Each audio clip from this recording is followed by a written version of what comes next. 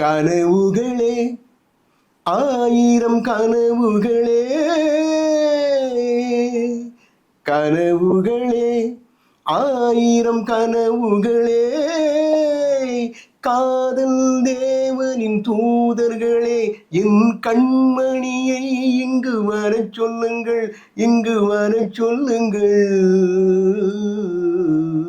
கனவுகளே ஆயிரம் கனவுகளே.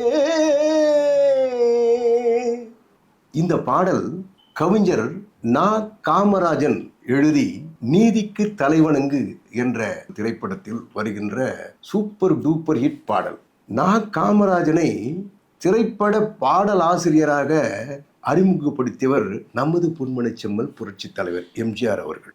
அவர் எழுதிய இளமை துள்ளலான பாடல்தான் இது. இதில் வருகின்ற ஒவ்வொரு வரிகளையும் பார்த்தால் அப்பப்பப்பா அவ்வளவு சுவாரஸ்யமாக இருக்கும். அந்த பாடலுக்கு இசையமைத்த மெல்லிசை மாமன்னர் எம்.எஸ். விஸ்வநாதன் ஐயா அவர்கள் இளமை துள்ளலோடு இசையமைத்திருப்பார். இதை பாடிய இசை பேரரசர் டி.எம்.எஸ். அவர்களும் இசை குயில் பி. சுசிலா அம்மா அவர்களும் பிரமாதப்படுத்தியிருப்பாங்க பாடி. அதில் நமது பொன்மனச்செம்மல் புரட்சி தலைவர் எம்ஜிஆர் அவர்கள் 25 வயது வாலிபர் போல துள்ளலோடு காதல் காட்சியில் நடித்திருப்பார்.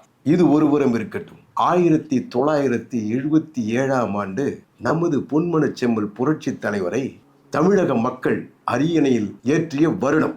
அவரை வாழ்த்துவதற்காக கையில் மாலைகளோடும் சால்வைகளோடும் மக்கள் வெள்ளம் ராமாவரம் தோட்டத்தை நோக்கி வந்து கொண்டிருக்கிறது. அப்படி வாழ்த்து சென்ற கவிஞர் நா. காமராஜன் அவர்கள் தலைவருக்கு மாலை அணிவித்து விட்டு அங்கே பக்கத்திலே அமர்ந்திருக்கிறார். வெளியிலே கோஷமிட்டுக் கொண்டிருக்கிறார், புரட்சி தலைவர் வாழ்க, தமிழகத்தின் முதலமைச்சர் வாழ்க வாழ்க என்று. அப்போது கவிஞர் நா. காமராஜனை நமது பொன்மனச்செம்மல் எம்ஜிஆர் அவர்கள் அருகிலே அழைத்து அவர் காதில், தம்பி பார்த்தாயா, நான் முதலமைச்சராக வேண்டும் என்று வேலை செய்த தொண்டர்கள் வெளியிலே நின்று இன்றும் என்னை வாழ்த்து கொண்டிருக்கிறார்கள். அவர்களில் பல பேர் என்னை பார்த்து கூட இருக்க மாட்டார்கள் என்று சொன்னபோது நா. காமராஜன் அதிர்ந்து விட்டாராம். இந்த விஷயத்தை கவிஞர் நா. காமராஜன் அவர்கள் மேடைகளில் சொல்லி ஆச்சரியப்பட்டு கொண்டார் என்பதுதான் வரலாறு. ஆகவேதான் அவர் அன்புக்கு நான் அடிமை, தமிழ் பண்புக்கு நான் அடிமை, நல்ல கொள்கைக்கு நான் அடிமை, தொண்டர் கூட்டத்தில் நான் அடிமை என்று பாடியிருக்கிறார்.